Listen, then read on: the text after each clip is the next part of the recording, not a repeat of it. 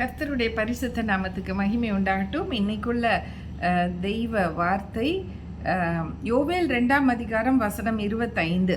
நான் உங்களிடத்தில் அனுப்பின என் பெரிய சேனையாகிய வெட்டுக்கிளிகளும் பச்சை கிளிகளும் முசுக்கட்டைகளும் பூச்சிகளும் பச்சை புழுக்களும் பட்சித்த வருஷங்களில் விளைவை உங்களுக்கு திரும்ப அளிப்பேன். ஹல்லேலூயா.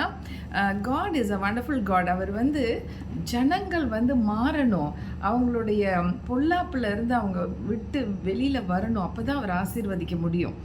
பைபிள்ல அதான் சொல்லியிருக்கு, தீமை செஞ்சுட்டே இருக்கிறவங்களுக்கு வாழ்வு கிடையாது, தீமை துன்மார்க்கனை கொல்லும்னு போட்டிருக்கு. அவங்க செய்யற தீமையே அவங்கள கொன்னுரும். அப்ப இந்த இஸ்ரவேல் ஜனங்கள் கர்த்தருக்கு பிரியமான காரியங்களை செய்யாத பொழுது அவங்க நிறைய ப்ராஃபிட்ஸ் ஆண்டவர் அனுப்புவார். இந்த மாதிரியெல்லாம் செய்யாதீங்கன்னு சொல்லி அவங்க அவேர்னஸ் கொடுப்பாங்க. அதையும் மீறி மீறி மீறி போகிறதுனால தான் கர்த்தர் இப்படி பாருங்க, ஒரு சேனையை அனுப்புகிறார். என்னன்னா வெட்டுக்கிளி, பச்சை கிளி, முசுக்கட்டை பூச்சி, பச்சை புழுக்கள், இவ்வளவும் ஒட்டு மொத்தமாக அந்த விளைச்சல் அத்தனையுமே கெடுத்து போட்டுருச்சு. இஸ்ரவேல் ஜனங்களுக்கு சாப்பிட்றதுக்கு ஒன்றுமே இல்லை. அந்த அளவுக்கு ஒரு நிலைமைக்கு கொண்டு போகப்பட்டாங்கன்னா அதை ஆண்டவர் தான் செய்தாருன்னு சொன்னால், ஏன் செய்தார்? அவங்க ஆண்டவருக்கு கீழ்ப்படியலை. இன்றைக்கி நீங்களும் நானும் கீழ்ப்படியாத முரட்டாட்டம் உள்ள வணங்கா கழுத்துள்ள ஜனங்களாக இருந்தால் நமக்கும் இந்த மாதிரி கேடு வரும். அதுக்காக தான் பைபிளில் இந்த மாதிரி காரியங்கள்லாம் ஆண்டவர் கற்றுக் கொடுக்குறாரு. நீ எனக்கு கீழ்ப்படிந்த ஒரு நல்ல பிள்ளையாயிரு. ஆண்டவர் பாருங்க, இந்த வசனத்தில் 13வது வசனம் அதே சாப்டரில், நீங்கள் உங்கள் வஸ்திரங்களை அல்ல உங்கள் இருதயங்களை கிழித்து உங்கள் தேவனாகிய கர்த்தரிடத்தில் திரும்புங்கள். அதான் அந்த மனம் திரும்புதல் வேணும். அவர் இரக்கமும் மன உருக்கமும் நீடிய சாந்தமும் மிகுந்த கிருபையும் உள்ளவர், அவர் தீங்குக்கு மனஸ்தாபப்படுகிறவருமாய் இருக்கிறார். இந்த தீங்கு அவர் தான் அனுப்புனார். அதுக்கப்புறம் மனஸ்தாபப்பட்டு கம்ப்ளீட்டாக என்ன சொல்கிறாரு, அந்த அந்த வருஷத்துக்கான விளைச்சலை நான் உங்களுக்கு திரும்ப கொடுக்குறேன்றார்.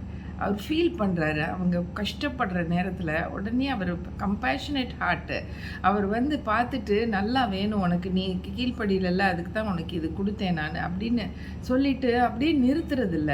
அவங்க கஷ்டப்படுற நேரத்தில் அவங்க கண்ணீர், அவங்க திருப்பி அழுகிறாங்க, திருப்பி வேதனைப்படுறாங்க. அதான் அவர் சொல்கிறார், உன் இருதயத்தை கிழிச்சு நீ அழுகு, மனம் திரும்ப, என்கிட்ட மன்னிப்பு கேளு அப்படின்னு ஒரு ஸ்டேஜில் அந்த எட்ஜுக்கு கொண்டு போகிறாரு. அப்படி போகி அவங்க எல்லாரும் மனம் திரும்பி, ஆண்டவரே உங்களை விட்டால் எங்களுக்கு வழி இல்லைன்னு வர்றாங்கல்ல, உடனே மனதுருக்கம், உடனே கிருபை செஞ்சு அந்த விளைச்சலை மறுபடியும் அவங்களுக்கு கிடைக்கும்படி செய்கிறாரு. ஹல்லேலூயா.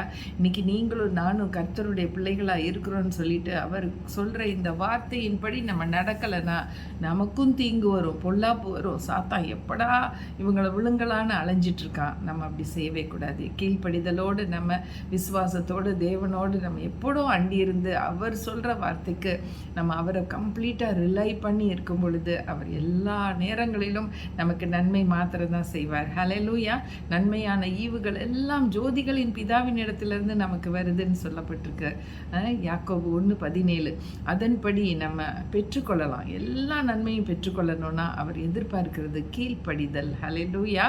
கர்த்தருக்கு மகிமை உண்டாகட்டும். நல்ல தகப்பனே, இந்த வேலையிலுமாப்பா நாங்கள் கீழ்ப்படிந்து உடைய வார்த்தைக்கு ஏற்று நாங்கள் வாழ்கிற போது எப்பொழுதும் நன்மைதான். அப்படிப்பட்ட வாழ்க்கையை நீர் எங்களுக்கு கொடுப்பதற்காக ஸ்தோத்திரம். ஒரு காரியத்திலும் நாங்கள் கீழ்ப்படியாமல் போயிடக்கூடாதுப்பா. எல்லாவற்றையும் தேவனுடைய வார்த்தைக்கு கீழ்ப்படிந்து நாங்கள் நடக்கும் பொழுது எல்லாவற்றாலும் சந்தோஷத்தினாலும் சமாதானத்தினாலும் வெற்றியினாலும் ஆரோக்கியத்தினாலும் இன்னும் தேவையான எல்லாவற்றையும் கொடுத்து எங்களை மேன்மைப்படுத்தி கீர்த்தியும் புகழ்ச்சியுமாய் வைக்கிற தெய்வம் ஆண்டவரே, நன்றி தகப்பனே. இப்படி கிருபைகளுக்காக, அன்புக்காக, ஆதரவுக்காக, இரக்கங்களுக்காக, மன உருக்கத்துக்காக கோடான கோடி நன்றி. தொடர்ந்து ஆசீர்வதிங்க இயேசுவின் நாமத்தில் பிதாவே.